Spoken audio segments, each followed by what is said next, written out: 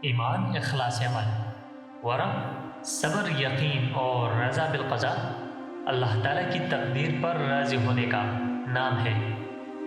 اہل دنیا پر اللہ تعالیٰ کا دو چیزوں سے حکم ہو چکا ہے، پہلا بدبختی و شقاوت، دوسرا پناہ و ہلاکت۔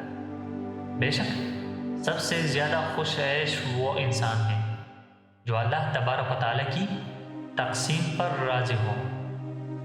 جو شخص اللہ تعالیٰ کی تقدیر اور اس کی تقسیم پر قناعت کرتا ہے، اللہ تعالیٰ اسے کسی کا محتاج نہیں کرتا۔ کام وہ ہوتے ہیں جو تقدیر میں لکھے ہیں، تقدیر کے آگے تدبیر کچھ کارگرد نہیں ہوتی۔ تقدیر پر راضی رہنے پر غم دور ہو جاتے ہیں۔